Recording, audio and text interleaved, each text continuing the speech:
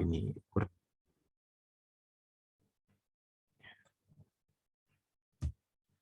consumption ya. Oke.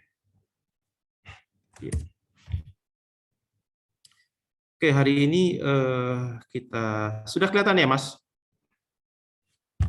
Agregat income ya dan agregat consumption ya. Jadi dua topik ini akan kita bicarakan 2 minggu ya. Minggu pertama ini adalah konsep-konsepnya, lalu ada tugas kalian mengambil data-data lagi ya dari apa yang sudah kalian kerjakan, lalu Anda buat agregat income dan agregat consumption, lalu buat grafiknya dan buat persamaannya. Lalu minggu depan kita lanjutkan terkait dengan bagaimana sih hubungan antara agregat income dan consumption tersebut dan bagaimana kita menghitung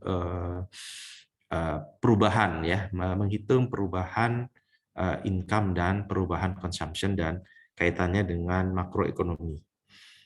Oh ya, saya mau tanya ini dulu. Tugasnya sudah dikumpulkan ya, Mas? Sudah, Pak, sudah dikumpulkan di draft. Batasnya nanti siang jam 12, Pak. Oke, nanti siang jam 12 saya akan lihat ya. Iya, Pak. Nanti saya kirim Makasih, draftnya. makasih. Yuk, makasih.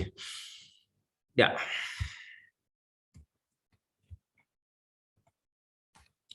Jadi kebijakan makroekonomi dari kaca pemerintah ya ini sangat penting ya, sangat penting terhadap dikaitkan dengan apa namanya ekonomi secara keseluruhan. Nah, tujuannya adalah untuk membuat kebijakan yang dapat menciptakan lapangan pekerjaan. Jadi kalau Anda nanti bekerja di pemerintah ya, ini bisa mengaplikasikan makroekonomi ini dikaitkan dengan sektor industri ya. Jadi saya kemarin main ke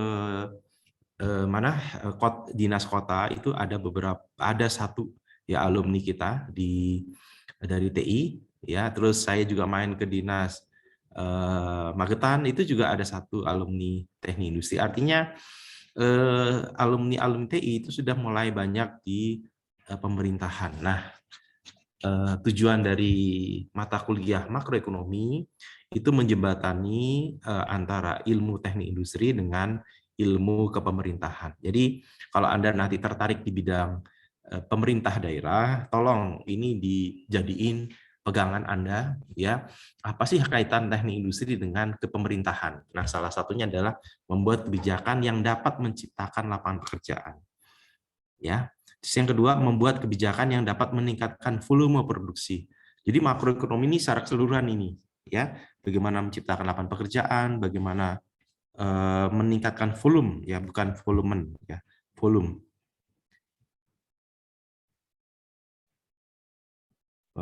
gitu ya. Bagaimana meningkatkan volume produksi, terus bagaimana membuat kebijakan yang membuat ekonomi itu stabil. Ya, itu kita juga harus pikirkan ya. Terus bagaimana menjaga neraca perdagangan. Nah, ini tantangan-tantangan dari terakhir adalah bagaimana disparitas ya. Jadi membuat pendapatan penduduk itu rata. Jadi tugas pemerintah pemerintah daerah maupun pemerintah pusat ini adalah kelima ini ya. Membuat lapangan kerjaan, meningkatkan PDRB atau volume produksi, menjaga ya stabilitas ekonomi, terus menjaga ekspor impor, terus memeratakan ya pendapatan penduduk. Jadi jangan sampai ada yang terlalu tinggi, ada yang terlalu rendah. Dan itu menjadi tugas tanggung jawab dari pemerintah. Nah, untuk itu maka pahami dulu ya, untuk membuat kebijakan maka pahami dulu sebuah formula di makroekonomi.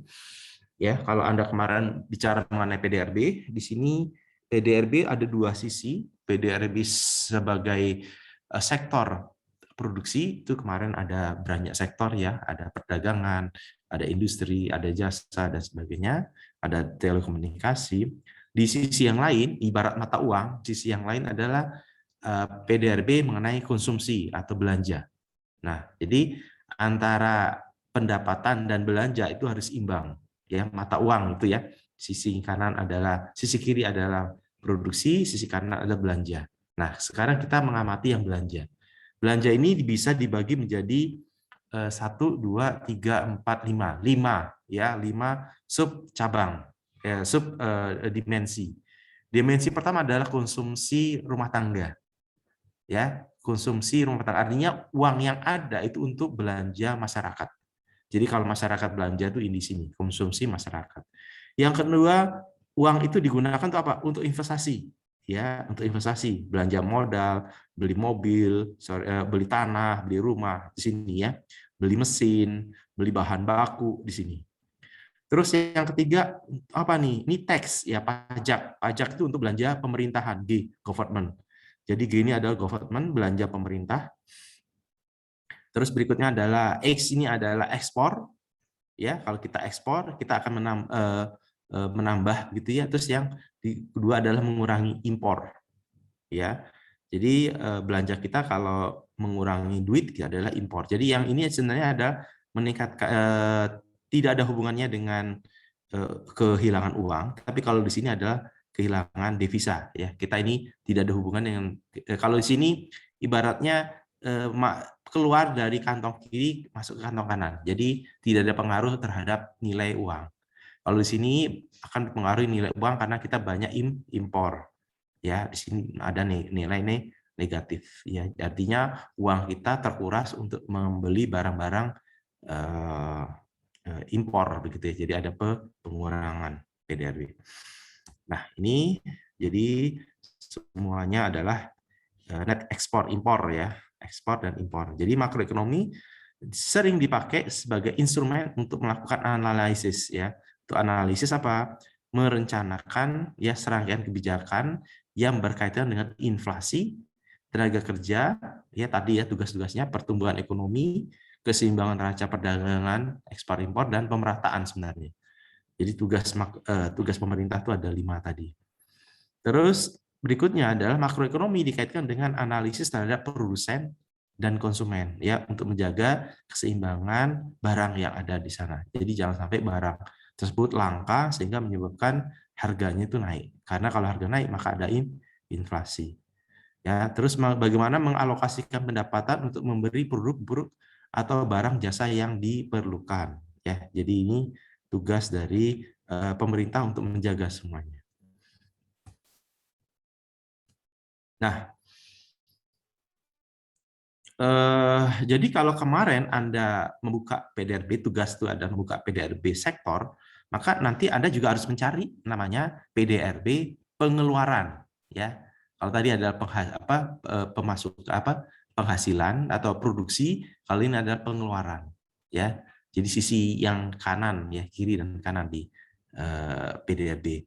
Nah, berarti di sini ada konsumsi rumah tangga ya. Konsumsi ini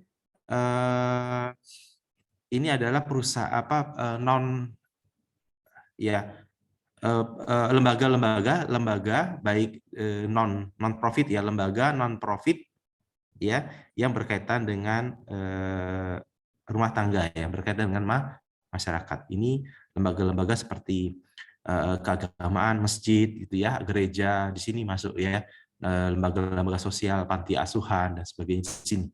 Ini belanja-belanja di sini. Terus pemerintah juga belanja, ya, jadi pemerintah itu sebagian itu mendapatkan pajak, ya dikeluarkan untuk belanja belanja pegawai, gaji pegawai, dan juga untuk pembelian barang-barang, ya barang-barang untuk operasional dari pemerintah. Terus ini adalah pembentuk ya modal, ya. Pembentuk modal ini untuk pembelian mesin dan sebagainya. Kalau ini adalah penambahan inventory, jadi pembelian bahan baku. Ya, perubahan inventory berarti pembelian bahan baku.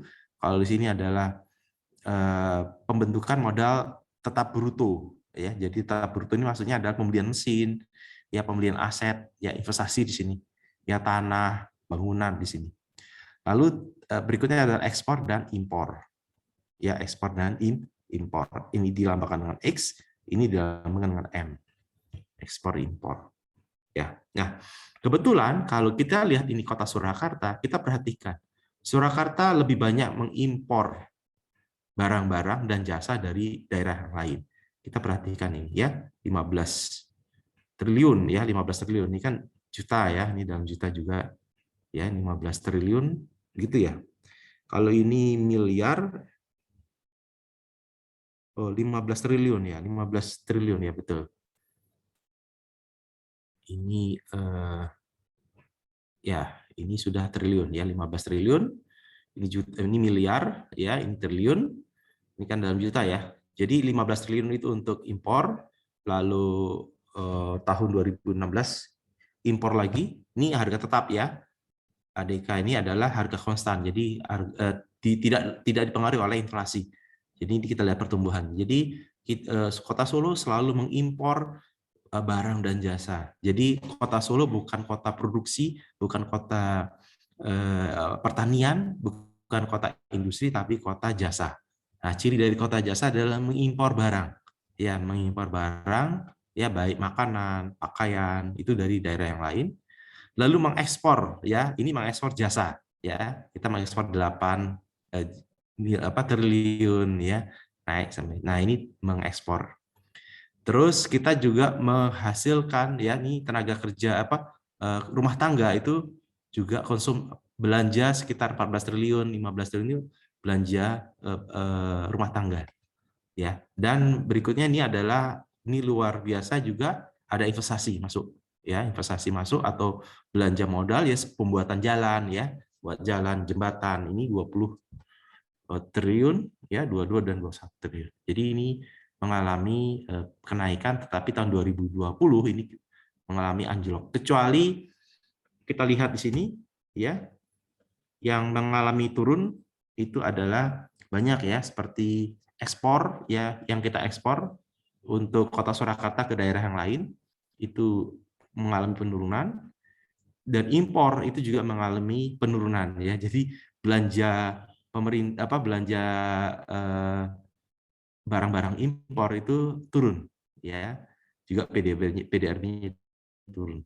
Tetapi kita perhatikan konsumsi rumah tangga tetap naik ya, dari 16 sampai 17. Jadi naik. Kenaikannya apa? Kemungkinan ini naik karena jumlah penduduk juga naik. Ya, jumlah penduduk juga naik. Kota Surakarta mengalami kenaikan. Ya, nih. Jadi ada yang naik, ada yang turun. Sampai sini ada pertanyaan mengenai PDRB pengeluaran.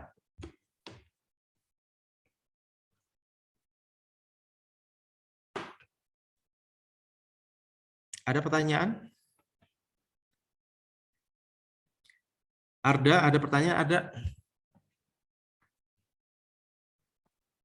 Andre? Ada yang ditanya, Andre?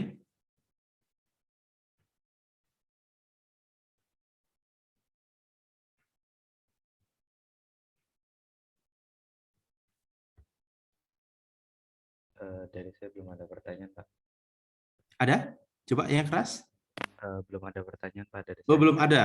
Ya, Pak. Ya. Apa mengerti nggak yang saya jelaskan? Sudah cukup mengerti, Pak. Sudah atau belum? Sudah, Pak. Sudah. Nanti saya tanya lo lagi. Ya, ini saya baru prolog saja. Jadi konsumsi PDRB itu dikonsumsi oleh banyak sektor, oleh banyak pelaku ya, pelaku usaha, pelaku ekonomi, bukan usaha, pelaku ekonomi yaitu rumah tangga, ada lembaga-lembaga non profit ya, ada pemerintah juga, ada untuk investasi seperti jalan ini ya, mesin ya, bangunan termasuk gedung di sini, ada inventory ini termasuk pembelian bahan baku ya untuk produksi, dan ekspor dan impor. Ekspor impor ini bisa ekspor, kita kebanyakan Kota Surakarta mengekspor jasa ya, mengekspor jasa dan mengimpor barang-barang kebanyakan karena kota. Pak, izin bertanya, Pak. Silakan. Kalau di rumus yang sebelumnya tadi Bapak tampilkan itu dipakai di sini nggak ya, Pak? Atau mungkin dipakainya nanti pas kapan itu, Pak? Ya, yang tadi itu dipakai di sini, Mas. Jadi Y itu kan ini nilai PDRB, ya PDRB. Jadi PDRB itu ada dua nantinya, PDRB untuk sektor dan PDRB untuk pengeluaran. Dan nilainya harus sama. Ya, ibarat keuangan itu ada produksi, ada konsumsi, kan itu harus seimbang. Produksi dan konsumsi itu harus seimbang. Nah, kita sekarang mikirkan bagaimana sih setelah kita produksi, siapa yang akan siapa yang akan belanja itu. Nah, ini kalau di ekonomi ini semuanya ya, ada rumah tangga, ada pemerintah, ada lembaga non keuangan non profit ya, ada untuk investasi, ada untuk bahan baku ya, ada yang diekspor, ada yang diimpor. Nah, kira-kira apa yang mau ditanyakan? Kalau rumusnya mungkin ini sih Pak, kayak ini kan ada 7 ya Pak. Itu ya. yang misalkan yang termasuk variabel C itu yang mana gitu Oh sih gitu. Pak. Ya. Nah, ini saya ini kan ya, nanti ada kok sini. Ini saya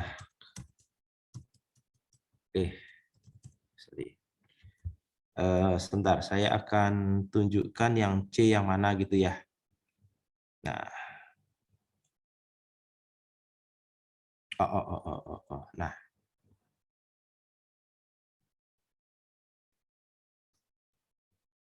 Ya, jadi sudah kelihatan ya Mas ya? Gambar Sudah, ini? Pak. Ya. Tadi ada konsumsi rumah tangga. Konsumsi rumah tangga itu untuk yang C tadi ini ya. Saya coba kan ya, kalau Anda baca, konsumsi rumah tangga ini berarti C ya, consumption. Ya. Terus untuk konsumsi ini, kalau ini kan rumus yang generik ya, rumus dari buku kebanyakan. Konsumsi ini bisa rumah tangga plus ya, kadang-kadang ditambahkan juga non profit ya. Non profit itu kayak lembaga agama ya, seperti masjid itu ya. Dia kan juga beli listrik, beli air minum ya, dan sebagainya. Itu di sini. Masuk di sini. Ya, dimasuk sini juga kebanyakan. Terus yang kedua adalah investasi. Ya, investasi masuk mana? Mas ada 2 di sini ya. Ini penambahan modal ya, total bruto ini investasi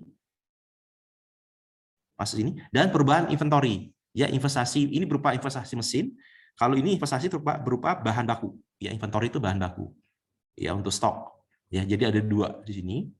Terus G ini government ya, ini adalah konsumsi pemerintah, biasanya itu merupakan setara dengan tax ya, pajak. Jadi semua hasil pajak itu dikonsumsikan oleh pemerintah. Bisa untuk gaji, bisa untuk beli macam-macam ya. Pemerintah beli mobil, beli apa ini sini ya, beli kertas dan sebagainya. Lalu berikutnya adalah ekspor dan impor. Jadi semua di sini kepake nanti rumus. Ya, terutama di sini ya, ada konsumsi ya, baik rumah tangga maupun non profit, terus ada investasi ya, untuk pembentukan modal bruto ya, total bruto, dan inventory. Sini G ini adalah government, konsumsi rumah tangga, dan ekspor impor. Jadi semuanya kepake Mas. Ya, ada pertanyaan lagi? Permisi Bapak. Ya. Saya izin bertanya, tetapi silakan. Tentang hukum okun boleh tidak Pak? Hah? Hukum apa? Hukum okun. Oh, yang kemarin? Iya. Ya, kenapa? Kenapa? Saya bingung Bapak. Jadi hukum okun itu sebenarnya sebatas penurunan PDRB, kemudian penganggurannya meningkat, atau harus sesuai perbandingan 1:3 ya Bapak? Oh, tidak sih. Sebenarnya itu kan tidak harus 1:3. Cuma kebanyakan beberapa negara itu memang perbandingannya begitu. Jadi ada kenaikan 3 kali PDB gitu ya. Itu akan menurunkan 1% dari pengangguran. Itu tidak harus, itu hanya kebanyakan. Tidak harus persis 1/3. Begitu. Apalagi mau tanyakan? Sudah Bapak, mohon maaf Bapak karena sudah beda topik. Oh iya, nggak apa-apa, santai saja. Kemarin sudah tidak, nggak apa-apa kalau topik-topik yang sebelumnya ditanyakan, nggak apa-apa, asal saya masih ingat aja. Tapi kalau dikatakan apakah perbandingan 1:3 persis, tidak. Bahkan saya kadang-kadang mendapatkan 1:1 ya, 1:2 itu ada. Tergantung daerah masing-masing. Begitu. Baik Bapak, terima kasih. Ya, sama-sama. Ya, jadi di sini Anda jangan terlalu khawatir dengan hukum-hukum atau persamaan ini apakah persis? Tidak harus persis ya. Itu kan hukum itu adalah yang berlaku kebanyakan ya. Kalau tidak berlaku mungkin ada hal-hal yang khusus begitu ya, yang terkait dengan contohnya beginilah ya. Contohnya begini ya. Jadi kalau di industri gitu ya, ada industri ada industri yang menyerap tenaga kerja banyak ya. Contohnya adalah tekstil ya, atau pabrik sepatu ya. Jadi dia itu menambah ya, kalau dia menghasilkan kalau dia menghasilkan 100 juta nilai 100 juta baju ya, bajunya itu kalau dinilai 100 juta, dia bisa menyerap mungkin sebanyak 10 orang ya dalam satu industri. Jadi 10 orang itu bisa menghasilkan 100 juta sebulan ya gitu. Nah, di industri yang lain ternyata tidak ya. Di industri yang lain itu adalah industri elektronika begitu, pekerjaannya hanya 2, tapi menghasilkan berapa? Menghasilkan juga setara 100 juta juga, tapi karyawannya cukup 2 orang. Kan itu berbeda ya kalau kita lihat per sektornya. Jadi tidak harus sama gitu ya. Tidak harus sama jumlah orang yang diserap dengan output yang dihasilkan. Tidak. Ya, apalagi kalau industri jasa. Ya, jasa sekarang tuh jasa misalnya perbankan ya. Perbankan itu untuk perputaran uangnya mungkin jauh besar ya, miliaran ya. Tapi karyawannya cukup kecil sedikit ya, karena dibantu dengan teknologi gitu. Dengan adanya teknologi, mereka tidak banyak menyerap tenaga kerja. Di sisi yang lain, kalau pertanian itu banyak menyerap tenaga kerja, misalnya ya, menyerap karena dia buruh ya, ada buruh tani, ada buruh panen dan sebagainya untuk mengolah hasil pertanian. Tapi hasilnya ya mungkin 1 miliar juga sama. Nah begitu. Idenya begitu Mbak, kebayang ya? Ya, jadi kalau hukum yang kemarin itu kan memang dipukul rata, tidak melihat sektor pertanian, tidak melihat sektor industri, industri pun juga tidak dilihat apakah dia padat modal atau padat tenaga kerja, tidak dilihat. Tapi secara keseluruhan 1:3, begitu. Ada pertanyaan yang lain? Pak, izin bertanya Pak. Ya, silakan. Berarti Pak kalau misalkan di suatu daerah itu PDRB-nya meningkat, penganggurannya turun, tetap berlaku hukum okun Pak, meskipun perbandingannya 1:3. Ya, tetap. Jadi maksudnya begini, hukum okun itu kan kita lihat ada polanya ya. Pola itu artinya ada ketika PDRB itu naik, maka penyerapan tenaga kerja naik. Itu yang kita pegang. Sedangkan nilainya 1:3, bisa 1:5, 1:1 bisa jadi. Itu tergantung dari efisiensi penggunaan tenaga kerja dari sektor atau dari ekonomi daerah tersebut.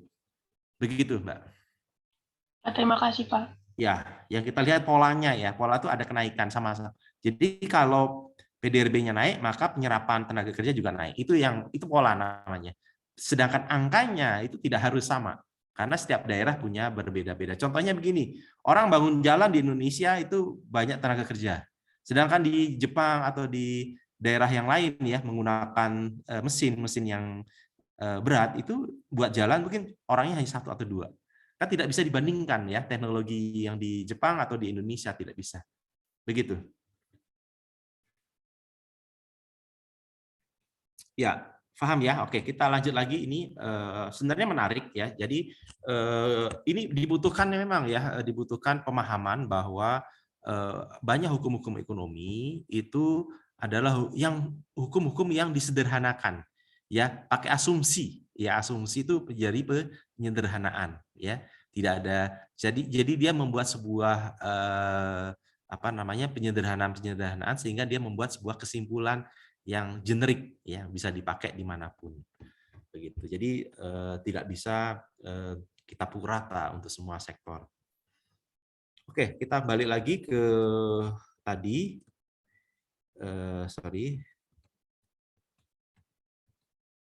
Nah ini kita lah. Nah konsumsi atau consumption ya Ya, consumption adalah ya berisi ya consisting of private ya household final consumption. Jadi konsumsi itu berisi private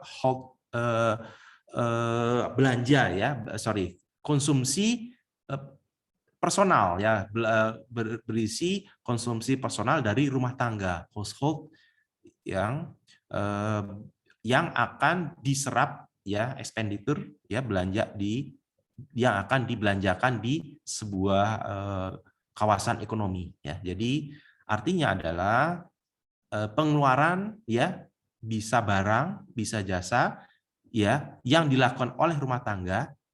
Berarti rumah tangga ini private ya. Sudah bukan pemerintah, bukan swasta, tapi ada private ya, pribadi masing-masing ya. Tujuannya adalah belanja itu adalah untuk konsumsi. Apa sih yang dikonsumsikan? Ya bisa mobil, bisa bahan makanan, itu jenis-jenisnya. Jadi household atau rumah tangga ya adalah individu-individu atau kelompok individu ya, kelompok individu bikin rumah tangga gitu ya. Ada bapak, ibu, anak, itu adalah household ya, rumah tangga. Kalau individu berarti orangnya. Itu tinggal bersama dalam sebuah bangunan atau tempat tinggal. Jadi kalau kita itu namanya RT ya, rumah tangga gitu ya singkatannya. Bukan RT berapa gitu ya, tapi rumah tangga. Mereka mengumpulkan pendapatan ya, jadi mungkin ibunya punya penghasilan, buka warung, bapaknya pegawai negeri, itu mengumpulkan pendapatan dan memiliki harta dan ada kewajiban ya, seperti apa kewajibannya, pajak ya, terus BPJS, itu ada kewajiban-kewajiban ya, serta mengkonsumsi barang dan jasa secara bersama-sama. Jadi dia mendapatkan pendapatan untuk membeli apa? Membeli harta, membeli kewajiban seperti tadi BPJS gitu ya, atau sekarang kewajiban itu adalah kota ya, kota untuk IndiHome misalnya. Oh, mohon maaf, bukan menyebut merek ya. Nah, itu adalah mengkonsumsi ya, setiap bulan rutin ya. Kalau personal expenditure ya, itu bisa dikategorikan under one of following kategori ya. Jadi bisa dikategorikan durable goods ya. Jadi ada yang jangka panjang ya, atau yang non durable ya. Ada yang tidak awet atau bisa dikonsumsi lalu habis ya. Jadi kalau motor, televisi itu dikonsumsi tapi tidak habis ya. Jadi bisa dipakai berkali-kali. Tapi kalau misalnya makanan, minuman itu non durable ya, bisa digunakan hanya sekali, setelah itu habis. Yaitu atau yang berikutnya adalah barang-barang services ya, seperti pendidikan, ya, kesehatan, hiburan, itu adalah services ya, bukan berupa barang. Jadi ketiga bentuk ini adalah bentuk-bentuk yang biasanya Anda konsumsi di rumah tangga. Nah, konsumsi itu berbeda dengan investasi ya, beda ya. Misalnya Anda, Pak, saya beli rumah. Nah, sebenarnya rumah itu kategorinya kalau di ekonomi bukan konsumsi tapi investasi. Ya, kenapa? Karena dia nilainya naik terus ya. Beli rumah terus Anda gunakan bisa ya, tapi harganya bisa naik terus. Tapi kalau mobil Anda bisa dikatakan investasi sih, cuma kebanyakan harganya tuh turun. Jadi dia dianggap barang konsumsi ya. Jadi motor, mobil itu barang konsumsi. Kalau mau rumah, tanah itu sebenarnya konsumsi juga tapi untuk investasi. Jadi bukan masuk di sini ya, di ekonomi tidak masuk di sini tapi di bagian I tadi, investasi. Jadi ada C, ada investasi. Sampai sini ada pertanyaan untuk konsumsi? Ya, paham ya? Jadi bedakan konsumsi sama investasi. Nah, kalau Anda, apa sih Pak pengaruhnya, kok kita bicarakan konsumsi makroekonomi gitu ya? Kan apa sih hubungannya? Nah, ini sebenarnya Anda mau pelajari ini apa sih gunanya, kan gitu ya? Ya, saya mau tanya sih gunanya. Oke, Tino Akmal, kira-kira apa sih gunanya kita belajar konsumsi ini, Tino?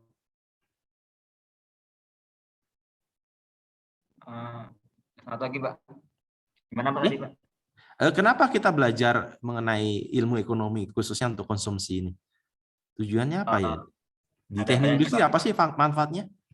Kalau dalam industri kan misalnya kita punya pabrik kan, Pak. Kita bisa tahu tuh, Pak, mengkalkulasikan konsumsi dalam sebuah perusahaan itu mau seperti apa, dan kita juga bisa membedakan mana investasi perusahaan properti, mana juga yang konsumsi yang digunakan untuk per bulan, sehingga bisa bisa ada data tentang audit ini, Pak, pengeluaran per bulan sama penghasilan per bulan, Pak. Oke, itu menurut Anda ya. Ya, makasih. Ya, oke, saya mau tanya lagi nih. Bunga Ayu. Bunga Ayu sudah. Bunga Ayu. Apa manfaatnya bagi mahasiswa teknik industri belajar konsumsi ini?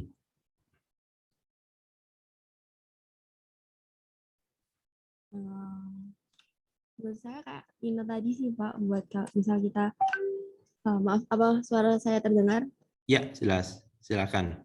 Kak Ino tadi sih Pak, misal kita punya pabrik terus kita bisa mengakumulasikan tentang konsumsi yang kita belanjakan gitu. Jadi kita tahu apa aja sih yang kita belanjakan dan kayak harga-harganya itu berapa aja gitu. Oke, ya. Ini masih ada satu lagi ingin saya dapatkan. Ini. Fatin. Nah, Fatin Fahira.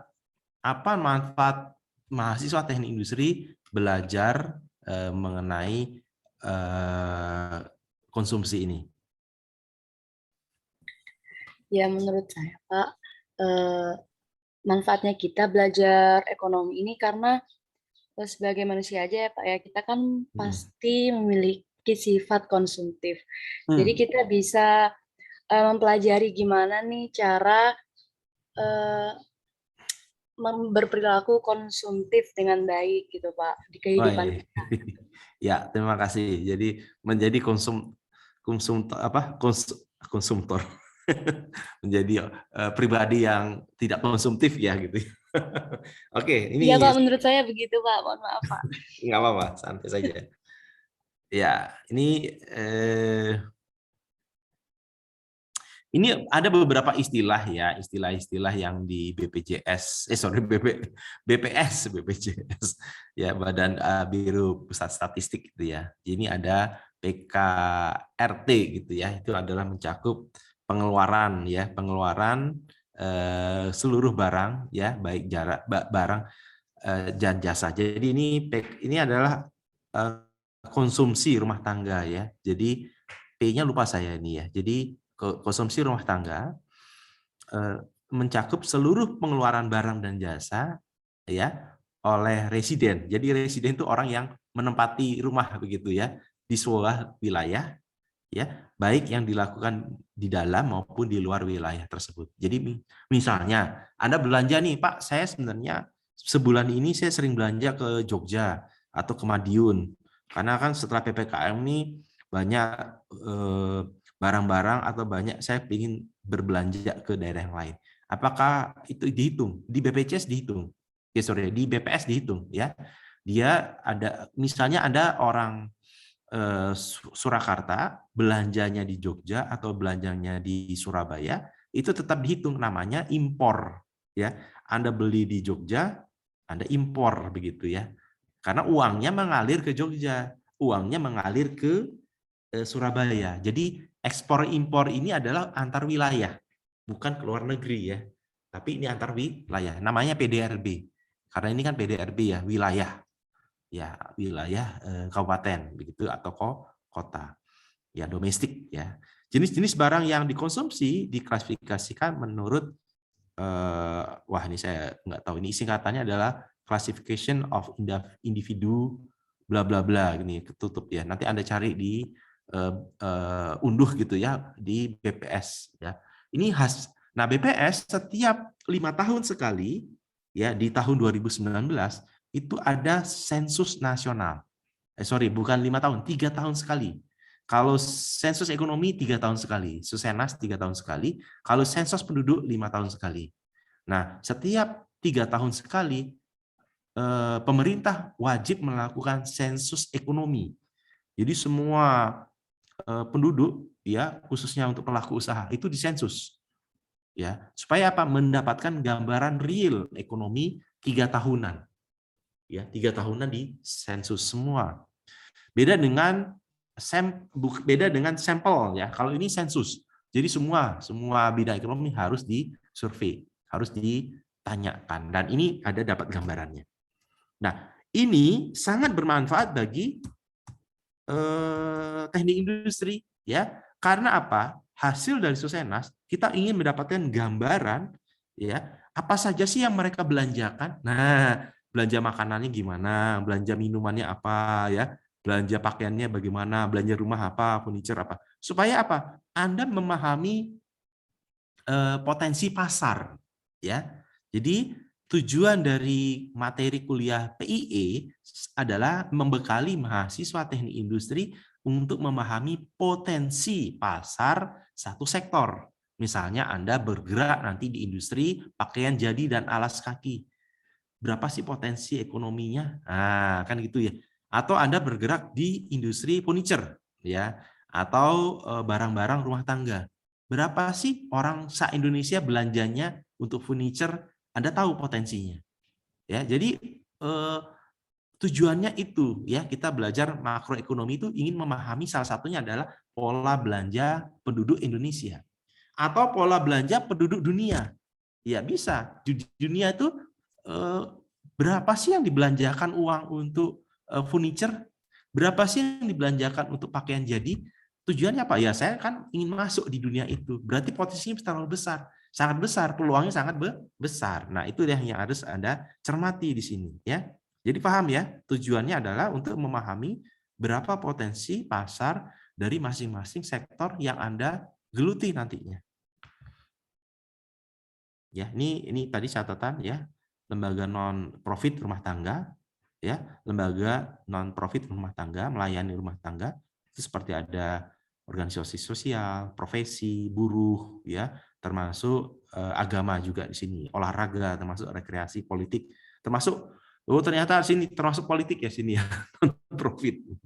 Ya, ini tadi ya belanja partai ya, kalau Anda pasang iklan calon-calon presiden atau calon-calon gubernur ya, atau calon-calon DPR, DPRD gitu, itu dari belanja. Nah, contohnya ini hasil. Nanti Anda wajib ya mengunduh ini ya. Saya tidak akan memberikan, tapi wajib Anda unduh ini. Ini kita lihat hasil dari Susenas ya tahun 2019. Ingat ini ya, DKI, Kalimantan Timur, dan Kepulauan Riau adalah 3 provinsi yang pengeluaran per kapitanya paling tinggi di Indonesia. Luar biasa ya. Jadi orang-orang Kalimantan Timur itu belanjanya per kapita ya, per orang, itu paling tinggi, nomor 2 di Indonesia. Pertama apa? DKI. Jadi setiap tahun ya, penduduk DKI belanjanya itu hampir 2 jutaan setiap orang. Ya. 2,3 juta. Jadi paling tinggi orang DKI. Ya. Jadi kalau Anda sering main ke pasar Klewer ya, atau ke industri batik gitu ya, Anda tanya, Bu, pernah nggak ikut pameran di Jakarta? Oh, pernah. Wah, kalau orang Jakarta royal katanya. Nah, royal itu artinya uang itu tidak dilihat ya. Beli baju batik 2 juta, 1 juta itu nggak ada masalah mereka. Karena belanjanya besar mereka. Ya, uangnya banyak.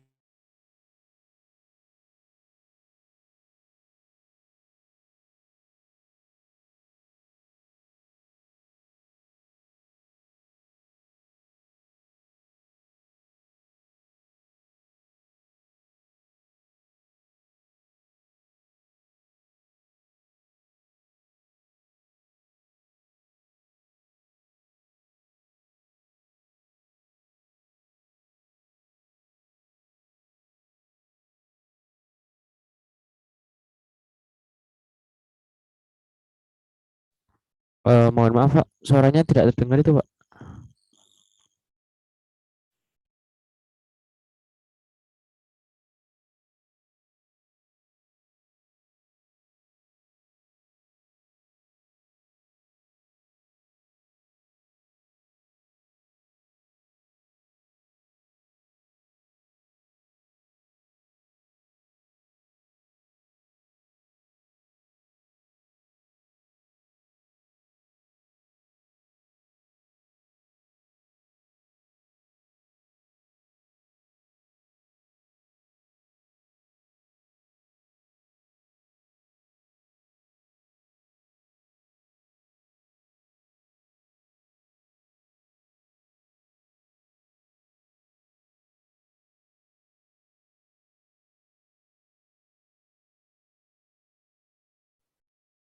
Halo, sudah terlihat PowerPoint-nya? Ya, Pak. Ya, mohon maaf, ini jaringan di kampus turun, Dok. Jadi saya terlempar dari Zoom. Nah, sudah. Ini tadi ya. Jadi tadi saya ada cerita bahwa belanja yang paling tinggi itu ada di DKI, yang kedua adalah Kalimantan, terus yang ketiga adalah Riau. Ya, jadi paling tinggi mereka membelanjakan per penduduk ya. Yang paling rendah itu adalah NTT ya. Jadi kalau Anda jualan baju, jualan apa di NTT itu lambat ya ininya jualannya. Tapi kalau di DKI ya asal modelnya cocok itu pasti dibeli ya. Karena duitnya banyak nih orang DKI. Terus Kalimantan Timur dan Riau. Jadi ini salah satu contoh manfaat ketika Anda ingin mempelajari makroekonomi. Tahu provinsi mana, tahu daerah yang mana, potensi pasarnya sangat besar. Pertama dari DKI, kedua Kalimantan, ya Timur dan Kepulauan Riau. Itu menurut sensus 2019. Sampai sini ada pertanyaan?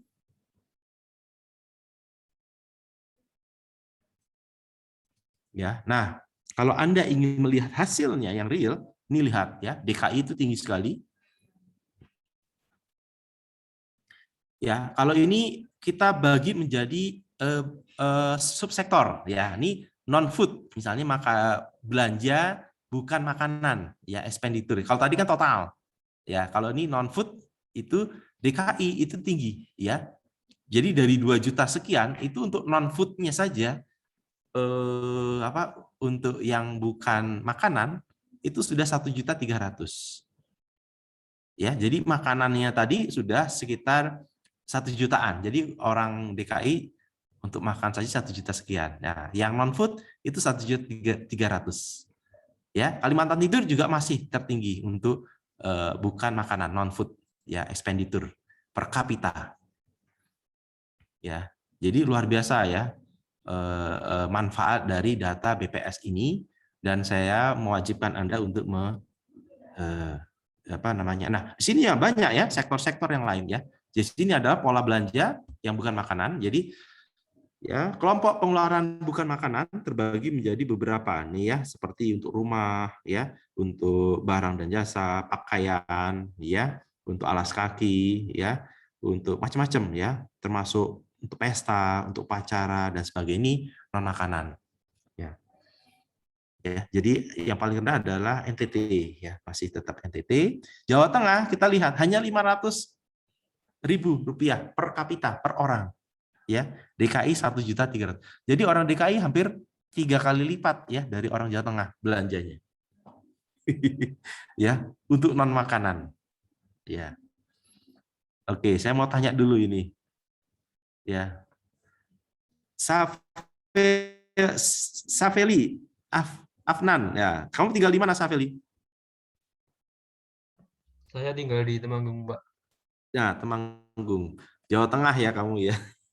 Iya, Pak. Kamu belanjanya 500.000 per tahun ya. Cukup nggak itu? Kalau tidak makan cukup sih, Pak. Ya, ini kan bukan makanan ya. Ya. Jadi ini bagaimana tanggapan kamu? Kok terjadi disparitas ya, orang DKI sama orang Jawa Tengah hampir 3 kali lipat ya. Disparitas tinggi. Pendapat kamu gimana, Safeli? Ya, mungkin kalau yang dari DKI Jakarta itu mengikuti tren gitu, Pak. Kalau yang di Temanggung kan adem ayem saja gitu, Pak. Nggak mengikuti tren. Maksudnya ikuti tren sama adem ayem itu gimana? Maksudnya gimana? Coba jelaskan. Ya, misalnya misal lagi tren apa gitu. Kalau di Temanggung Nah, nggak mengikuti, Pak. Tetap pakai baju yang itu fashion lagi yang ya, lama gitu, Pak. fashion yang lama ya. Jadi belinya sedikit gitu ya barangnya ya per tahun. Iya, Pak. Ya, ya. Jadi kalau DKI udah ketinggalan ya. Wah, ketinggalan loh gitu. Ini saya mau tanya ini yang orang DKI mana ini ya? Ini siapa nih yang orang DKI? Karena sih tidak ada yang tulisan DKI-nya ini. Faris Wahyudi, di mana Faris kamu tinggal? Saya tinggal di Depok, Pak. Nah, Depok gimana nih? Depok DKI kan dekat ini. Apa pendapatmu mengenai ini? Nah, ini ya, Pak ya. Ya benar kayak kata Mas apa tadi sih, Mas Afnan Sapeli tadi. Ya kalau orang-orang di kota besar tuh cenderung konsumtif ya. Pakai barang-barang superior gitu, Pak. Jadi ya, branded ya. Ya. Mereka tuh biasa membeli barang tuh bukan ke fungsinya tapi untuk tampak sosialnya gitu ya.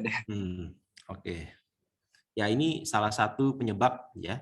Jadi sama-sama beli satu baju ya, tapi satunya branded, satunya tidak begitu ya. Jadi bukan karena fungsinya tapi karena brandnya begitu ya. Kenapa brandnya? Yaitu tadi dampak kelas atau dampak pergaulan gitu ya. Karena gaulnya sehingga lalu mereknya itu ya. Jadi ada semacam penghargaan ketika orang punya istilahnya itu bisa membelanjakan barang-barang yang mewah gitu ya. Ya ini sebenarnya kurang sehat sebenarnya ya, tapi ya begitu ya di masyarakat kita. Orang dianggap sukses ketika mampu membeli barang mewah. Di tempat Anda begitu ya, Mas? Saya, Pak.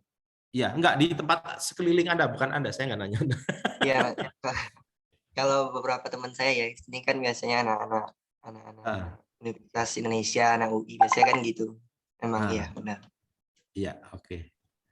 Ya, ini jadi manfaat dari PIE sudah kelihatan ya. Nanti Anda sebagai seorang produsen atau Anda seorang pengelola usaha gitu ya, Anda ngerti ini ya. Penting untuk melihat daerah-daerah mana yang berpotensi untuk dipasarkan ya. Jadi ini melihat potensi pasar. Ya, jadi potensi pasar dan segmen pasarnya. Tapi ini memang ini masih data mentah ya, harus Anda survei lagi untuk marketing. Nah, sini banyak sebenarnya data-data ya, seperti sini ya, agregat ya. Sini belanja bulanan ya, belanja bulanan untuk fasilitas rumah tangga ya, atau berbagai macam kebutuhan rumah tangga begitu ya. Nah, DKI juga masih yang tertinggi ya, Kalimantan Timur juga masih yang tertinggi ini untuk rumah tangga ya. Tapi kalau sudah mulai pakaian alas kaki ya, DKI juga masih tertinggi ya. Ternyata untuk pakaian jadi ya, alas kaki dan tutup kepala ya, topi dan sebagainya itu orang DKI per orang ya, per bulan, ini per bulan ya, bukan per tahun, sorry. Per bulannya itu 59.000 per bulan. Ya, ini pukul rata semuanya ya. Jadi setiap orang di pukul rata ini ya. Jadi ada yang miskin, ada yang di pukul rata ini. Jadi 59.000 orang Sumatera Barat, luar biasa naik ya. Jadi untuk pakaian ternyata bukan Riau lagi ya, tapi untuk Sumatera Barat. Nah, 55.000 ya. Jadi mereka lebih senang belanja pakaian tuh orang DKI, orang Sumatera, ya, Bangka Belitung. Nah, Bangka Belitung, orang Riau, Aceh ini juga belanja pakaian ini. Nah, Sulawesi, ya, Jogja. Nah, di Jogja juga banyak orang belanja pakaian. Ya, karena Jogja juga komunitasnya banyak ya, bukan hanya orang Jogja ternyata. Banyak orang Sumatera di sini ya. Ada banyak orang DKI juga gitu ya, Jambi ini. Ini daerah-daerah yang potensi untuk apa? Jualan pakaian. ya, alas kaki. Anda jualannya ke sini nih. Begitu ya. Jangan ke Jawa Tengah. Di Jawa Tengah mana nih? Jawa Tengah nih. Jawa Tengah mungkin paling bawah ya. NTT, Papua, Maluku. Ah, Jawa Tengah masih 30.000. Wah, 32, hampir separuhnya ya, sama dari DKI. DKI itu hampir 60.000. Jawa Tengah, Jawa Timur, Jawa Timur kecil lagi ya, 29. Jawa Tengah 30.000. Wah, ya. Jadi rendah kalau di Jawa Barat lumayan lah 38. Nah, begitu ya.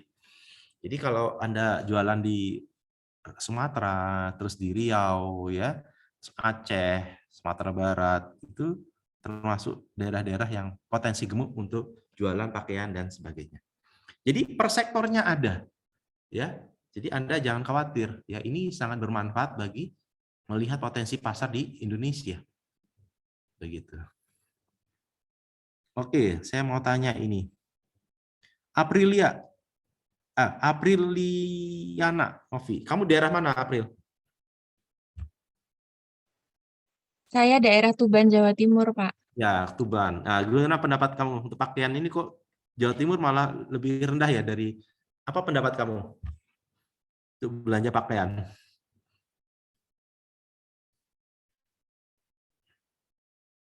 Mungkin minat konsumsi pakaian kayak perkembangannya tuh nggak terlalu mengikuti gitu, Pak. Ya, ya. Jawa Timur itu kan luas ya, ada Surabaya, ada Malang, tapi banyak daerah-daerah yang lain seperti Tuban. Ada di Tuban ya? Kota Tuban atau gimana? Iya, Pak, benar. Di Kabupaten Tuban. Kabupaten Tuban. Di situ ada pabrik ini ya, semen Gresik. Iya, Pak. Semen Gresik. Petro pindah situ ya? Udah. Kurang tahu, Pak. Oh, yang ada ini ya, tetap semen Gresik ya, sudah pindahkan sana semua ya. Iya, Pak, semen Gresik. Iya, ya. Jadi daerah Kapur memang, daerah Tuban dan sebagainya ya. Jadi banyak penduduk misalnya di Kediri, Madiun, di daerah-daerah selatan ya, Pacitan, Tulungagung itu mungkin penduduknya ya slow ya. Jadi untuk model pakaian itu tidak terlalu dinamis dibandingkan dengan orang Surabaya, Malang ya. Ini kota besarnya di sana. Jadi tidak terlalu seheboh di Jogja misalnya ya, tadi Jogja atau di Jakarta. Begitu ya. Itu jadi kita tidak bisa memukul rata ya semua di Jawa Timur ketinggalan, enggak begitu ya. Jadi daerah-daerah di kebetulan Jawa Timur, Jawa Tengah itu penduduk di desanya tinggi ya. Jadi tadi kalau kita melihat penduduk desa dan penduduk kota itu mungkin disparitas konsumsinya itu berbeda banget ya. Mungkin jauh sekali ya. Nah, kalau kota-kota besarnya itu tidak banyak dan penduduk kota-kota besar juga tidak banyak, maka dia akan tidak kelihatan secara populasi Jawa Tengah, di Jawa Tengah maupun di Jawa Timur.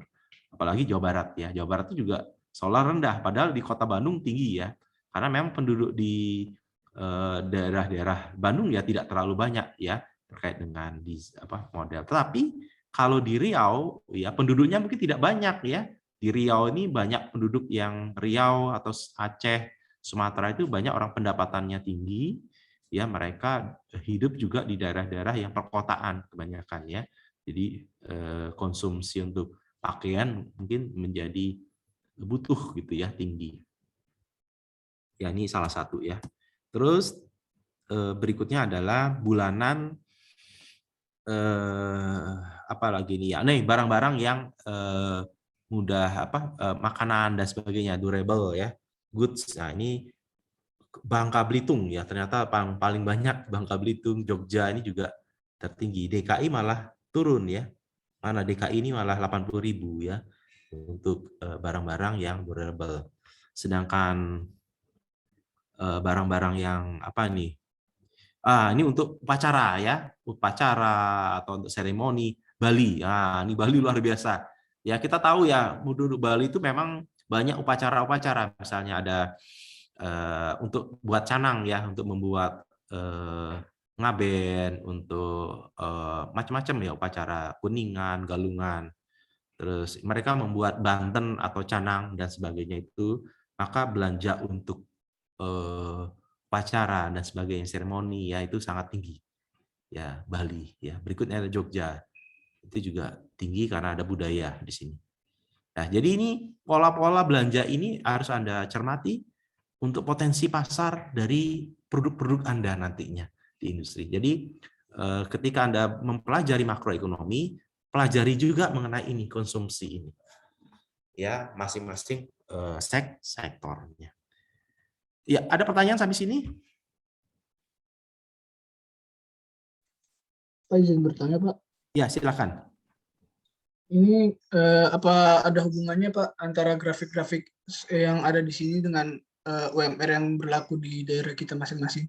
Oh, ada. Ya, ada pengaruhnya. Sangat berpengaruh. Tapi kita belum masuk ke sana. Ya, kalau UMR itu kan berarti pendapatan ya, Mas ya? Iya. Pendapatan minimal ya. Yang baru kita bicarakan baru konsumsi, belum income-nya. Kalau UMR itu termasuk income. Begitu, Mas. Ya, ada pertanyaan lagi? Ya. Izin bertanya, Pak. Ya, silakan. Terkait dengan konsumsi pakaian di Nusa Tenggara Timur, saya pernah bertanya kepada seorang pedagang dari Nusa Tenggara Timur, tepatnya di Kepulauan Sumba. Nah, di sana akses jalan untuk melakukan penyetokan dari pabrik garmen ke penjual itu membutuhkan waktu sekitar 15 hari, Pak. Oh. Jadi akses fasilitas jalan di situ masih susah, Pak. Ya. Dan akibatnya ketika barang tersebut datang dan tidak laku di sana, maka penjual akan melakukan obral gitu, Pak. Jadi harga tersebut turun, Pak. Apakah harga tersebut berpengaruh kepada tingkat itu, Pak, yang data itu, Pak? Oh, ya. Bisa jadi ya. Jadi memang apa ya? Jadi ini sangat kompleks ya. Makroekonomi itu sangat kompleks ketika didekatkan dengan mikroekonomi. Tadi yang Anda bicarakan mikroekonomi ya. Jadi gini, runtutannya gini ya. Jadi kalau Anda jualan di NTT, aksesnya itu sangat terbatas. Artinya jalan-jalannya itu sangat terbatas ya. Ada kapal, ada truk dan sebagainya, dan jalan-jalannya juga cukup panjang gitu ya, berlubang dan sebagainya, sehingga dia membutuhkan waktu yang lama. Maka biasanya orang yang berani mengambil risiko itu otomatis dia harus berpikir kan gitu. Saya ambil barang di Surabaya atau di Jawa Tengah misalnya, baju ya. Anda bayangkan saja ya, pernah nggak ada baju di Jawa Tengah ya, itu ada yang dijual 20.000 sampai 20.000 sampai 50.000 baju ya, baju daster dan sebagainya. Mungkin daster lah gitu ya. Ada yang dijual 25.000 atau 20.000 itu ada daster. Baju itu seperti kaos gitu ya, itu 20.000 ada, 15.000 juga ada. Kaos-kaos partai itu ada. Sedangkan blus dan sebagainya kalau untuk daster itu 25.000, 30.000 ada. Nah, kalau sudah sampai ke NTT, Anda harus bermain dengan spekulasi ya. Oh, saya bisa jual di sana berapa? Saya tidak tahu di NTT. Umpamanya kalau saya jual bisa harga berapa tadi? Misalnya 70.000 ya, atau 80.000 atau 90.000 gitu ya, atau 80.000 lah. Kalau 80.000 kan berarti sudah 4 kali lipat harganya kan gitu ya. Ya, otomatis kan ada cost ya, ada biaya inventory dan sebagainya. Mungkin katakanlah biayanya itu sekitar 30.000 gitu ya. Jadi biaya bajunya 30.000, biaya logistiknya itu 30.000, berarti 60.000 nih. Berarti keuntungannya sebenarnya adalah 30.000 begitu ya. Jadi 3 kali lipat tuh harganya tuh harga beli bahan baku, harga logistik dan keuntungan. Ketika ada diskon ya, diobral ya, risiko kan ini apakah dikembalikan ke harga 30.000 atau dikembalikan ke harga 45.000, berarti dia rugi logistiknya, atau dia hanya mendapatkan tanpa rugi ya, itu berarti dijual 60.000. Saya tidak tahu harga jualnya begitu. Nah, kira-kira tadi di diskon sampai berapa persen, Mas? Penjual melakukan obral tersebut di bawah harga asli, Pak. untuk memperbarui gudang itu. Oh, di bawah harga 30.000 gitu ya? Iya, Pak. Itu katanya menjadi resiko dari penjual, Pak. Ya, ya, ya. Ya, saya tidak tahu ya apakah dia jujur di bawah harga 30.000 ya mungkin kalau di bawah harga 30.000 mungkin terlalu riskan ya. Jadi dia belinya 30.000, logistiknya saya juga nggak tahu logistiknya berapa ya. Kita asumsikan 30.000 ya kalau dia dijual minimal kalau bagi saya minimal 30.000 dia balik modal untuk bahannya ya. Jadi dia rugi logistiknya. Dikatakan rugi ini kan saya tidak tahu ruginya apakah rugi bahannya atau kalau ruginya logistiknya. Tapi saya percaya itu adalah bisnis begitu ya. Karena di sana semakin sulit dijangkau maka risiko makin besar. Risiko itu tadi ya logistiknya, waktunya dan sebagainya itu logistik. Jadi apakah berpengaruh terhadap ini? Iya betul. Jadi orang yang di sana mungkin tidak mau berspekulasi ya. Jadi orang di sana mungkin jarang ya berspekulasi. Jadi pedagang-pedagangnya nggak banyak maksud saya. Jadi hanya orang-orang tertentu yang akan bermain di sana karena risikonya besar. Ya, jadi akibatnya begitu. Jadi karena pedagangnya nggak banyak, pilihan barangnya juga nggak banyak, ya orang akhirnya belinya juga ya cari diskon, nunggu diskon dan sebagainya. Sehingga tadi ya belanjanya juga kecil, nilainya kecil. Saya setuju tadi pernyataan tadi bahwa salah satu efek dari belanjanya kecil itu adalah infrastruktur yang kurang mendukung. Ya, tapi alhamdulillah kan sekarang sudah mulai ya banyak jalan-jalan, banyak infrastruktur terutama transportasi itu ditingkatkan. Jadi rencananya jalan tol tuh sampai Banyuwangi ya. Ya mudah-mudahan begitu ya. Tapi yang kedua adalah bukan hanya kita bicara logistik infrastrukturnya, tapi juga pendapatan masyarakat di sana juga harus dinaikkan ya. Pendapatan juga berpengaruh ya. Jadi bukan hanya infrastruktur tapi pendapatan masyarakat di NTT. Masyarakat di NTT kan kebanyakan, mohon maaf ya, mungkin saya salah, itu masih dihadapkan dengan pertanian yang pertanian pun juga tak ada hujan ya. Tak ada hujan itu artinya ketika ada hujan baru dia berproduksi. Kalau tidak ada hujan maka kering. Nah, itu sekarang mulai digalakkan ada waduk-waduk atau ada embung-embung ya air ketika ada hujan mereka ditampung sehingga dulunya setahun itu hanya satu kali panen, sekarang bisa 2 kali panen karena ada irigasi maupun ada bendungan-bendungan ya yang dibangun sejak zaman Pak Jokowi ini untuk membangun NTT. Saya yakin itu akan berdampak ya. Jadi ini dipengaruhi pertama infrastruktur sehingga risiko pedagang itu semakin besar. Kalau semakin besar maka orang berusaha semakin kecil. Yang kedua adalah bagaimana meningkatkan pendapatan penduduk melalui tadi ya pertanian atau industri ya, dibangun industri di sana. Mungkin banyak kopi di sana ya, kopi mentah kalau dikirim Surabaya mungkin nilai tambahnya kecil. Tapi kalau dibuat ada yang mengolah gitu ya dari biji kopi menjadi kopi yang sudah siap digiling ya misalnya gitu ya. Ada yang difermentasi kopinya selama 6 bulan atau 1 tahun, setelah itu baru disangrai ya, dibakar ya, baru dikirim ke Surabaya sehingga nilai jualnya makin tinggi.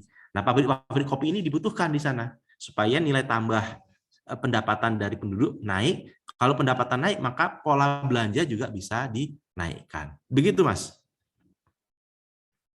Ya, kebayang ya. Jadi memang sulit ya mengerjakan pekerjaan pemerintah begitu. Ya, ada pertanyaan lagi? Apa jawaban saya kurang memuaskan? Gimana, Mas? Baik, Pak. Terima kasih banyak atas jawabannya. Ya, jadi kata kuncinya infrastruktur berpengaruh betul. Yang kedua, ekonominya juga ya harus ditingkatkan karena juga ekonomi pendapatan mereka itu juga masih rendah begitu. Ini kan baru sisi konsumsi ya, belum PDRB-nya. Ada lagi pertanyaan berikutnya? Ya, kita ini sudah. Nah, sekarang agregat income ya. Tadi kita bicara konsumsi ini semua. Sekarang kita bicara mengenai agregat income.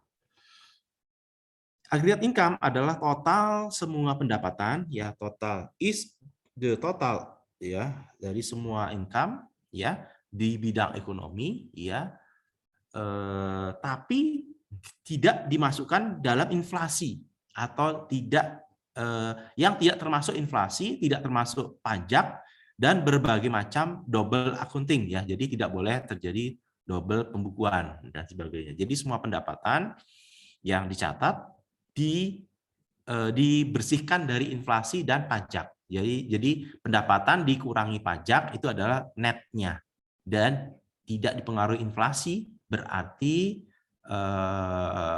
kita menggunakan apa? PDRB yang harga tetap, ya. Kalau inflasi itu kan mempengaruhi dari harga tetap menjadi harga berlaku. Jadi harga berlaku berpengaruh terhadap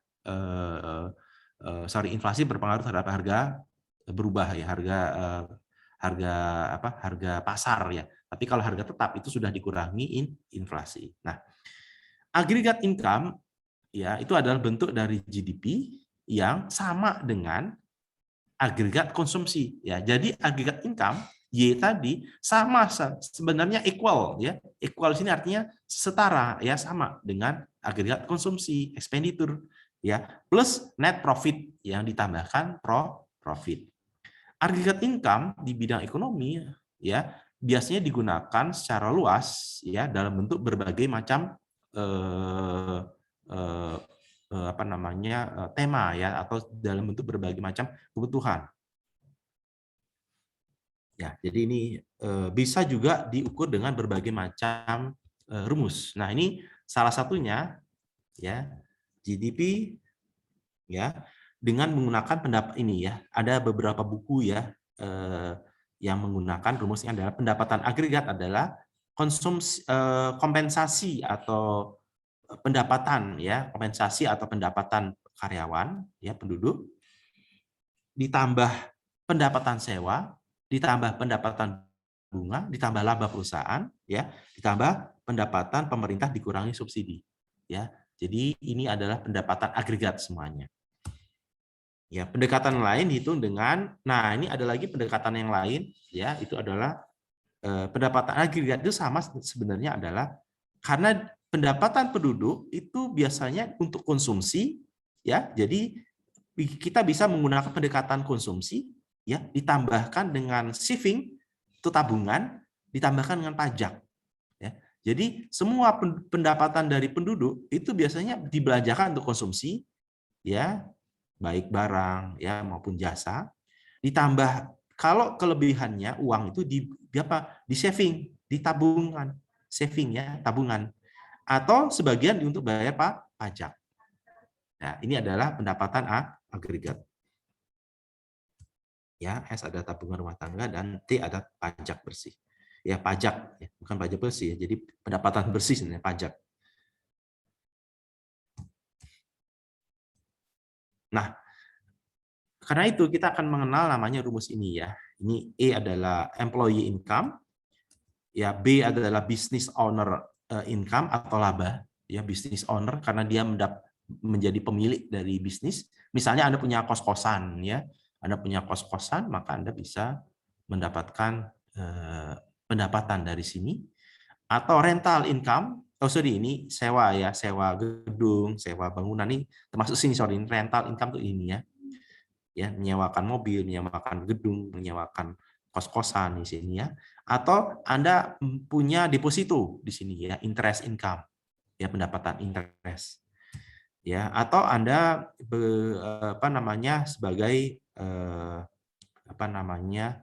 pegawai pemerintah, ya, government income, ya, dan ada government subsidi, ya. Jadi kalau Anda Anda bisa jadi sebenarnya ini bukan pegawai negeri, ya. Jadi kalau Anda ada yang masyarakat itu mendapatkan bantuan tunai langsung. Nah, ya, bantuan tunai langsung itu di sini, ya, government income dan government subsidi. Ya, jadi subsidi ini bisa jadi kalau sini ada income langsung atau disubsidi, ya. Jadi kalau Anda beli BBM, ya, BBM itu sebenarnya Anda disubsidi, ya, oleh pemerintah. Ya, BBM yang Pertalite, ya, itu disubsidi, ya. Kalau BBM yang misalnya Anda BPJS itu juga disubsidi, terus banyak ya pengeluaran-pengeluaran ya Anda disubsidi, misalnya pendidikan ya, Anda masuk ke anak Anda, misalnya kalau Anda sudah berkeluarga, anak Anda itu masuk ke sekolah negeri, itu disubsidi semua ya, gratis ya. Jadi pendidikan gratis ini ada subsidi. Kalau ini ada bantuan tunai langsung ya. Jadi ini ada semua pendapatan ya diterima oleh penduduk. Nah, biasanya yang ini agak panjang ya, sulit dapat datanya. Ya, datanya sulit ini ya. Berapa subsidi, berapa interest, berapa dapat sewa gedung ya, sewa kos-kosan, sulit ya mendapatkan datanya. Hanya melalui survei sensus ya. Ada pendekatan yang lain yang bisa Anda gunakan ya, yaitu menggunakan rumus yang tadi ya, Keynes.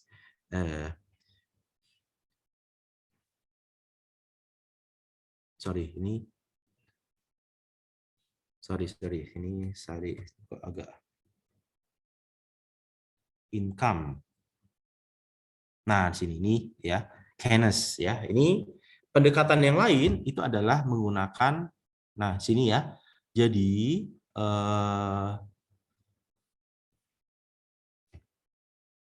ya, pendekatan Keynes adalah jadi orang ya itu PDB dari atau income dari orang itu adalah bisa karena konsumsi ya. Jadi orang tuh mendapatkan uang itu biasanya dengan uang tersebut dibelanjakan untuk konsumsi, untuk saving ya, untuk tabungan ya, saving personal, tabungan, dan untuk bayar pajak. Ya, ini pendekatan menggunakan makroekonomi. Jadi data-datanya ada di sini. Ya, kebanyakan kalau Anda belajar ekonomi untuk mendapatkan pendapatan itu menggunakan rumus yang pendekatan ini ya, dari Keynes ya, dari model Keynes.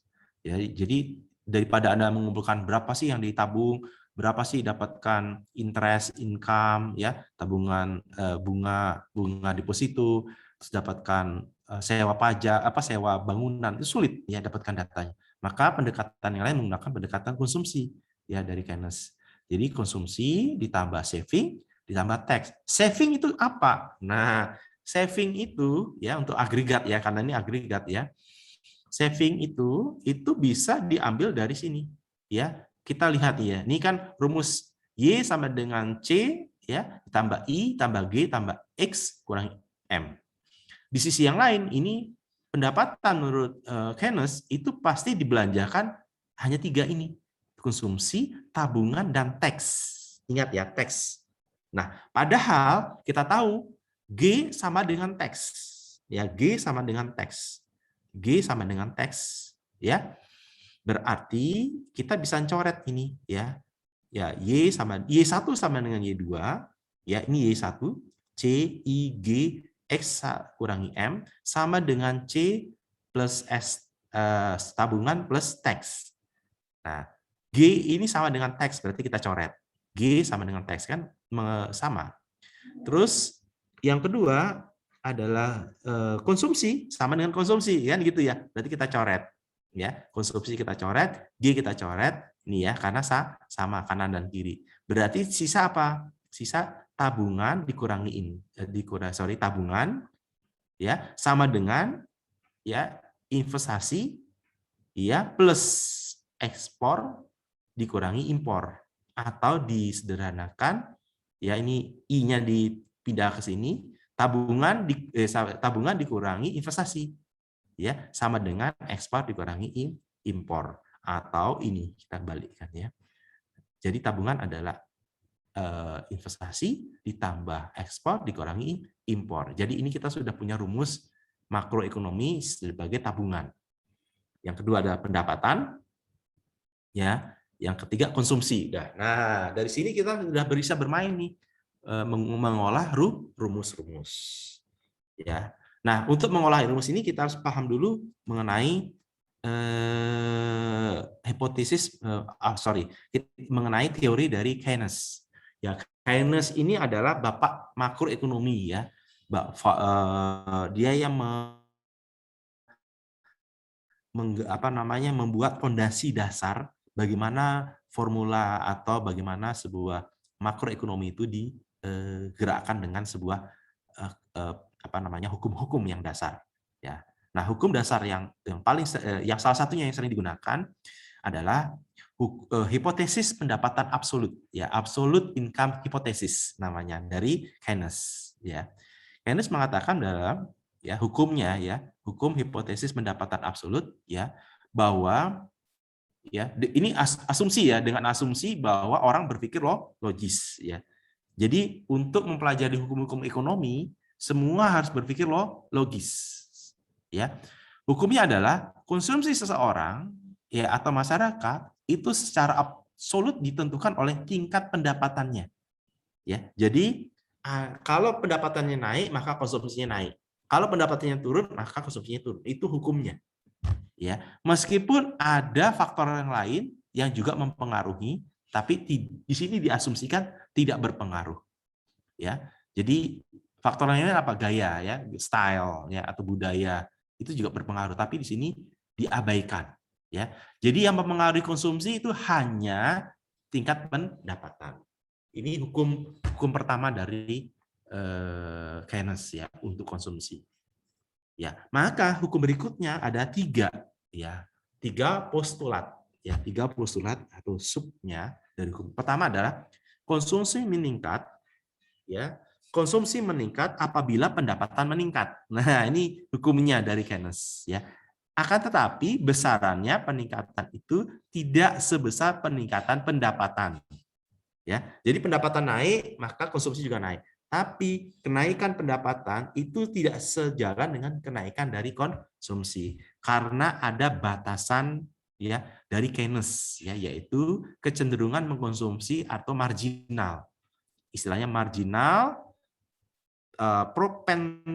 propensity to consume ya. Jadi ada marginal propensity to consume ya, itu antara 0 sampai 1. Apa itu nanti kita bahas di minggu depan ya, kita bahas di minggu depan, ini harus hati-hati.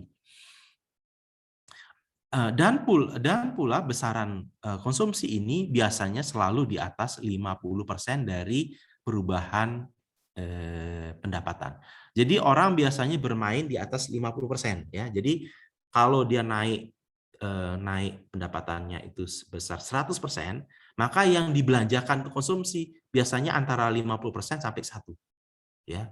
Jadi ini hukumnya ya. Kalau kemarin kan ada hukum dari kalau PDRB naik maka pengangguran berturun ya 1%. PDRB naik 3%, pengangguran turun 1%. Itu hukum ya, hukum yang ekonomi yang pertama kita bahas. Sekarang hukum yang kedua mengenai konsumsi dari Keynes. Keynes ini bapaknya makroekonomi. Mengatakan begitu ya, kalau ada kenaikan 100% pendapatan, tidak semuanya digunakan untuk konsumsi. Ya, pergerakannya antara 50 sampai 100%. Nah, ini ada marginal MPC ya. Propensity to custom, yaitu untuk konsumsi. Nah, rata-rata kecenderungan mengkonsumsi atau average propensity to consume akan turun apabila pendapatannya naik. Nah, ini ya. Jadi rata-rata atau marginal tadi itu dibuat rata-rata itu akan turun ya pendapat. Ketika pendapatannya naik ya, ketika pendapatannya naik justru rata-rata belanjanya itu turun ya. Jadi orang semakin kaya ya, semakin pendapatnya tinggi, maka proporsinya itu makin turun ya dibandingkan dengan pendapatannya dia.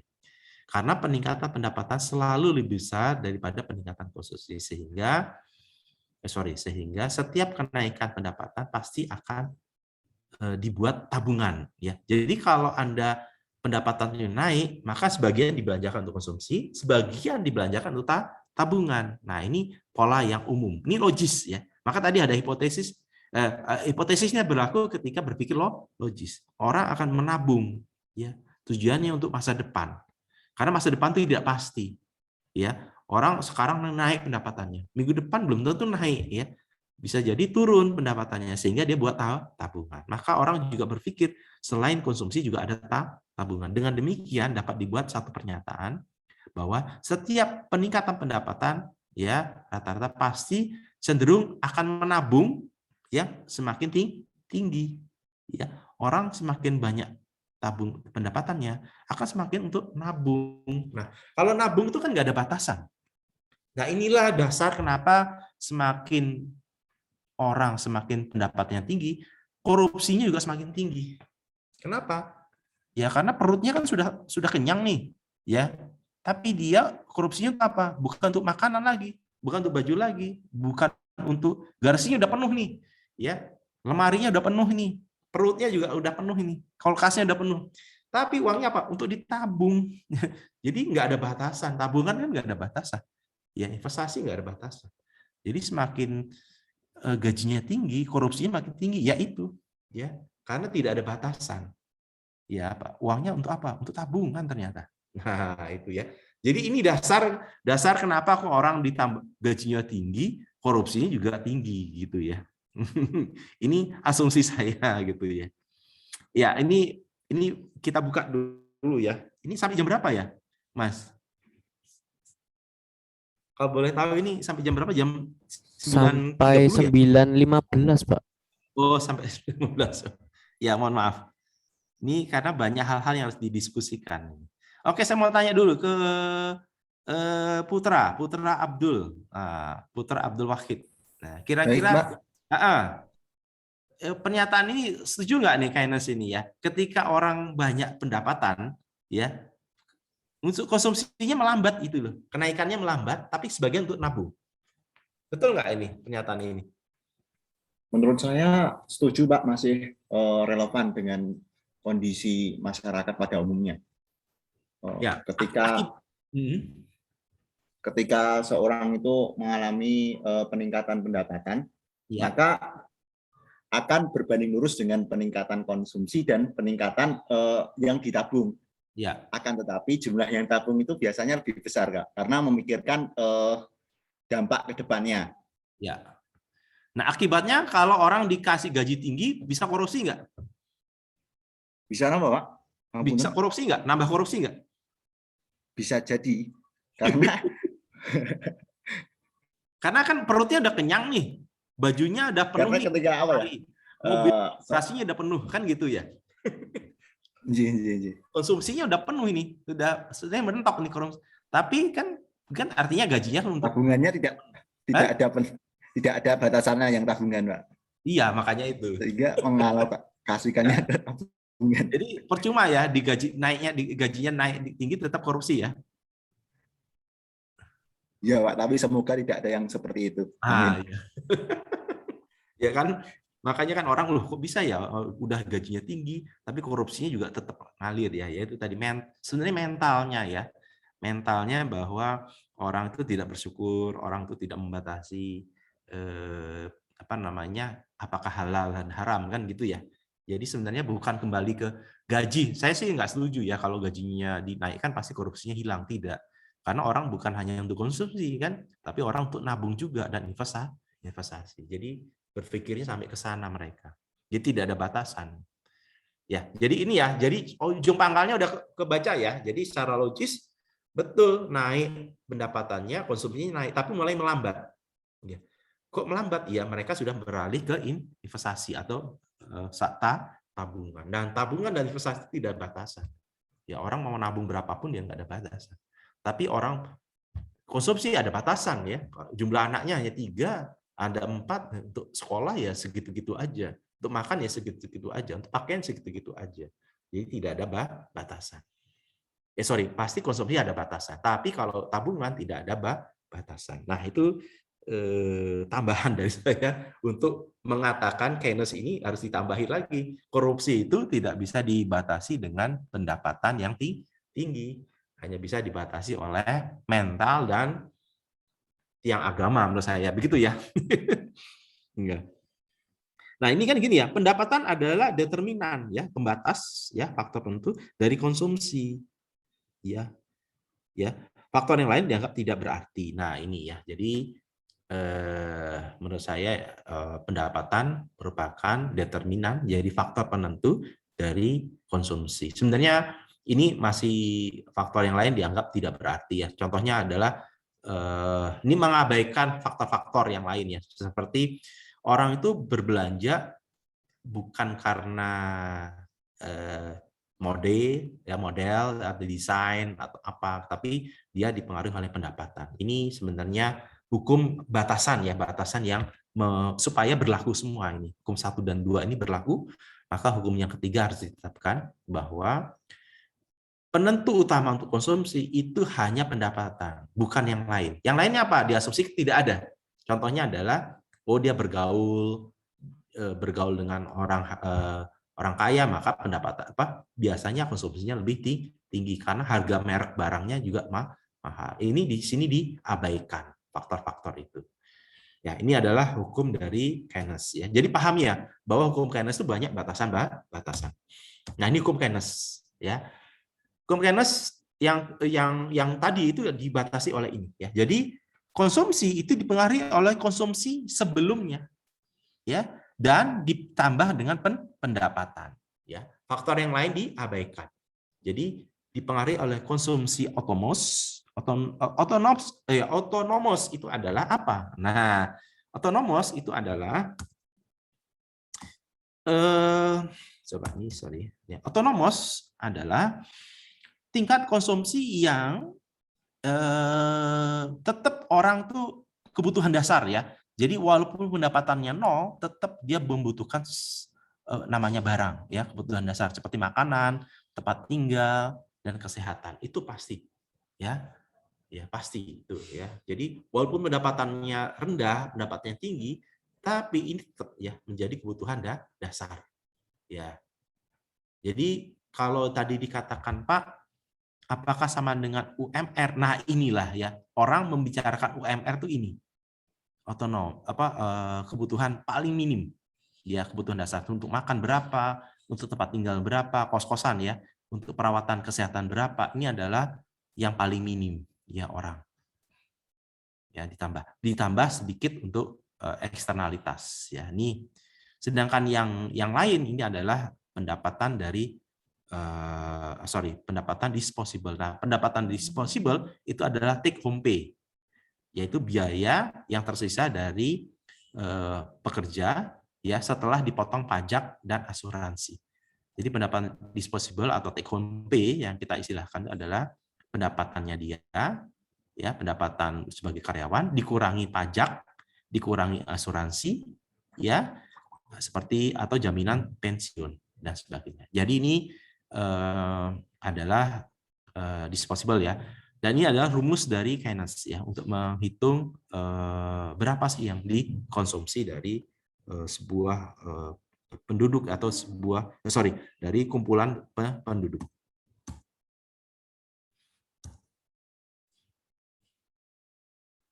Nah, ke depan nanti Anda akan bicara mengenai ini, grafik-grafik ini ya. Jadi ini ada pendapatan ya, real disposable income. Ini ada konsumsi spending ya. Anda akan membuat grafik ini dari mana? Dari data-data real. Ya, saya kepingin mahasiswa TI sudah berbicara data real di lapangan. Ya. Ya, ini rumusnya Keynes ini adalah konsumsi ya. Ini konsumsi ya, biaya konsumsi. Terus ini adalah pendapatan ya, pendapatan disposable ini Y ya, pendapatan. Terus ini adalah otonomos ya. Jadi ini walaupun pendapatannya 0, maka dia harus mengeluarkan pendapatan minimum ini ya, otonomos. Otonomos ya, consumption. Jadi ini. Jadi konsumsi bergerak dari sini ya. Walaupun pendapatannya 0, tetap harus ada konsumsi. Nah, ini bergerak terus melandai. Gitu ya. Nah, bagaimana mendapatkannya? Ya, jadi sudah 5 menit lagi ya. Nah, dari sini Anda nanti ya coba Anda mulai ambil lagi ya. Kalau kemarin Anda kalau kemarin Anda sudah mengolah data Surakarta Jawa Tengah, terus Jawa Timur dan sebagainya. Oh sorry ini saya ada panggilan. Halo, Assalamualaikum. Oh ya, Bu Reni ya. Sebentar, saya lagi menyelesaikan ngajar dulu Pak, sebentar ya. Nah, makasih. Ya, ini saya udah ditunggu Bu Reni. Ya, ini Anda tugas di rumah untuk minggu ini. Anda ambil cari di daerah yang sama. Kemarin kalau itu ada bermain di sektor, sekarang Anda bermainnya di PDRB pengeluaran ya. Ya, Anda hitung berapa teksnya, terus berapa tabungannya, berapa pendapatannya. Lalu ya ini ya, mainnya gimana nih ya? Anda hitung berapa income-nya. Ya, ini tahun 2010 sampai 10 tahun ya, 2010 gunakan yang tahun tetap ya, tahun 2010. Anda hitung income-nya berapa konsumsi rumah tangganya, berapa tabungannya, Anda hitung semuanya, lalu Anda buat grafik seperti ini ya, pakai Excel. Ya, sini ini pendapatannya, ini konsumsinya. Pendapatan dan konsumsi, lalu Anda buat grafik ini menggunakan Excel. Persamaannya apa sih ini? Ya, kalau di sini kan persamaannya adalah Y ini kan adalah konsumsi sama dengan ya, ini pendapatan ya, berarti 0,41 pendapatan. Jadi konsumsi itu adalah 0,41 pendapatan ini kan saya ambil data dari Surakarta ya. Jadi ini ambil data ini data Surakarta. Jadi pendapatannya itu 21, separuhnya itu untuk konsumsi rumah tangga, separuhnya untuk tabungan. Nah, ya, Anda buat itu ya sini ya, separuhnya itu untuk konsumsi ya, ditambahi ukuran ini. Ya, ini akan mendapatkan persamaan ini. Ya, persamaan ini Anda dapatkan dengan menggunakan klik Excel. Nah, ya.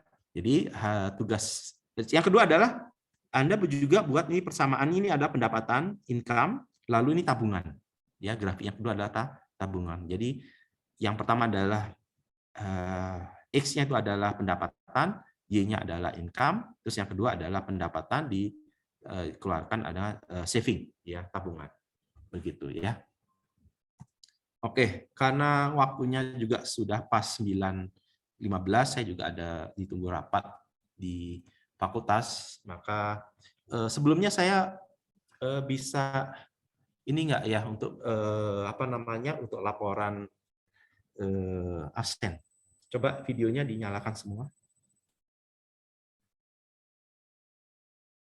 Nanti PPT-nya saya berikan ke Anda setelah ini ya. Mohon bersabar. Ya. Heralo, gimana pendapatmu